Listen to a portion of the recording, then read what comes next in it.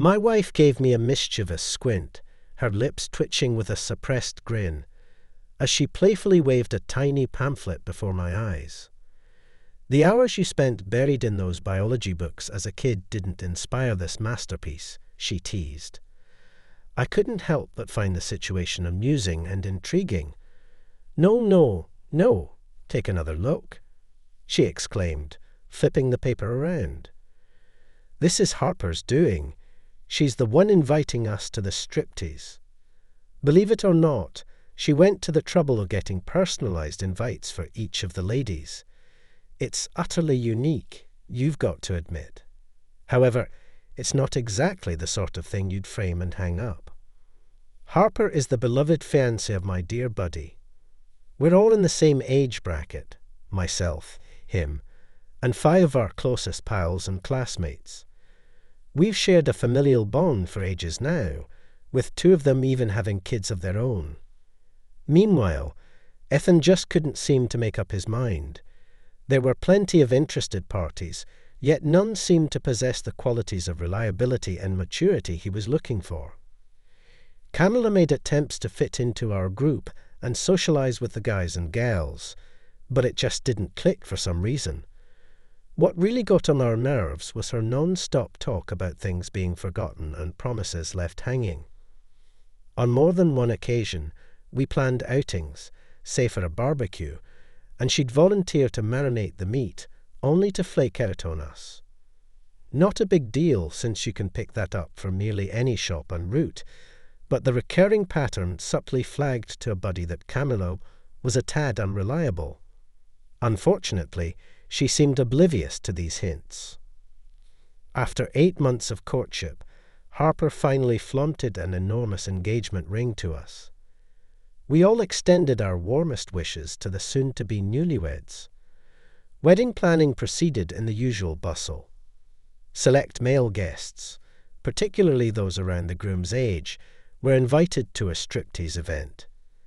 We were set for an evening filled with the company of scantily clad women on the 23rd, sanctioned by our spouses, no less. Meanwhile, the ladies were in for a thrill of their own. A mere 2 days after the invitation cards were sent out, they planned an outing to a male striptease show. Secretly, I couldn't help but feel a twinge of excitement about their plans. Sure thing. Here's a reimagined version of your text. So, I've got an ace in the hole. My wife can't call me out for sneaking a peek at something riskier, since she'll be doing the same.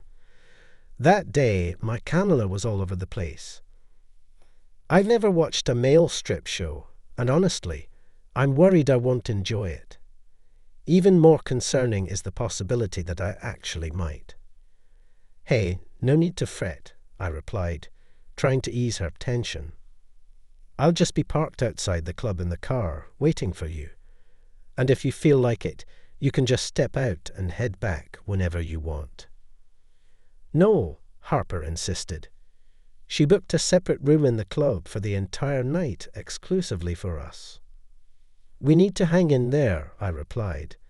To be honest, I felt pretty relaxed because I had complete faith in my girl. But let's face it, who can be entirely certain? Doubts creep in sometimes, even when you least expect them.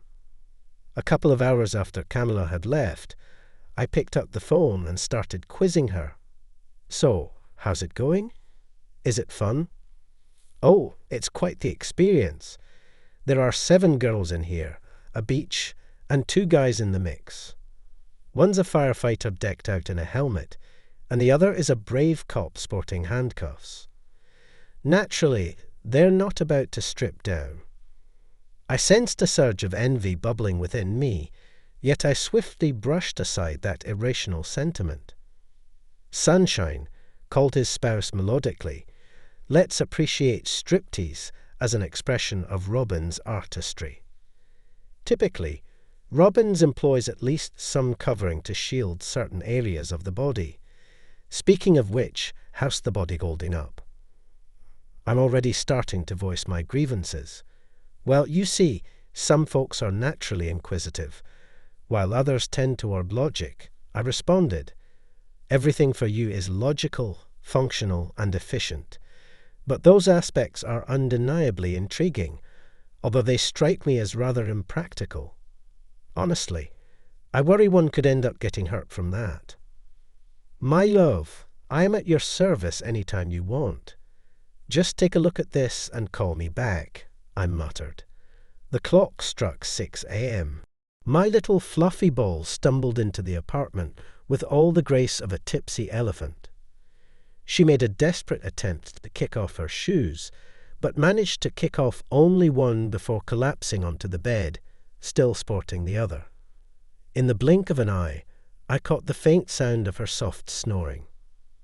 I carefully handled her remaining shoe and pulled off her jacket. I had to tinker with tights. In the end, I managed to undress her. I made sure that there was nothing superfluous, covered her with a blanket, and wandered into the kitchen to make myself a cup of coffee. In any case, sleep was not part of my plans. When the coffee machine hissed, I heard a beep from my phone. It was a duplicate notification of new photos. They have just been synchronized with my device. More precisely, they were added to our shared Google Drive. My wife and I used the same account for this. Not many people do that these days, but it works for us. Curiosity got the better of me, and I decided to study it carefully. At first glance, they were two sturdy figures dressed in combat uniforms, just as my wife described one a policeman, the other a firefighter. With every photo I looked at, some of their clothes disappeared, revealing prominent muscles, smooth legs, and the same hairless chest. As soon as they were completely undressed, I couldn't help but notice that their proportions were truly remarkable, far exceeding the norm. Obviously, the height of an ordinary woman would not be enough for them. Thinking about it, mechanically looking through the pictures I took a sip of coffee. Suddenly, something caught my attention that completely changed my perception of that evening. Harper was captured dancing with a firefighter. I must say, they danced quite intimately, and I certainly don't want my partner to press her hips against the excited head of a strange man. But those hips were just decorated with floral patterns. Then some pretty specific flowers followed, and a short video made it clear. Playing the role of a playful kitten, she pulled out several bills from her purse, and without counting them, shoved them under the firefighter's helmet. And then, to my horror, she took off her tights and sat astride the man. It was no longer a dance. I think you've already figured it out.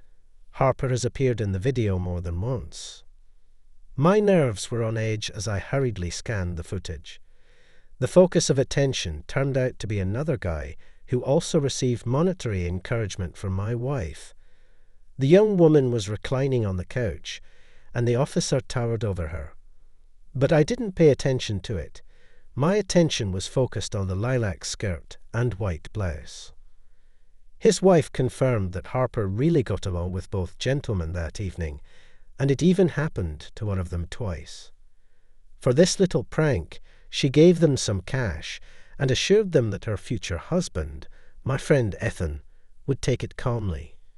She claimed it was perfectly normal to have a brief affair with someone before tying the knot, but when you're married, fidelity is mandatory.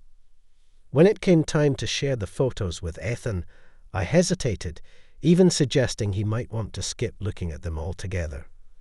But really, how could anyone pass up such a sight? Ethan scrolled through a handful of images, then abruptly dropped my phone and brought his fist down hard onto the sofa, letting out a frustrated huff. He began pacing the room, trying to articulate something, but he stumbled over every word. Thoughts jumbled in his mind like a messy drawer. His hands seemed to abandon him, and all in all, he was clearly in a state of disbelief. I was worried he might accidentally shatter something and injure himself. After a brief while, he expressed his gratitude and departed.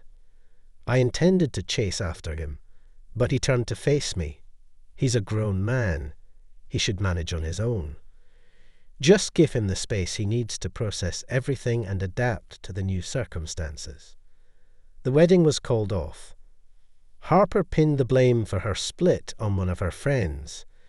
She lamented that her entire life was spiraling out of control because of some silly person. Children around 5 tend to cast their blame onto others, but by the time you hit 20, it's crucial to own up to your errors and refrain from repeating them. At least that's how I see it.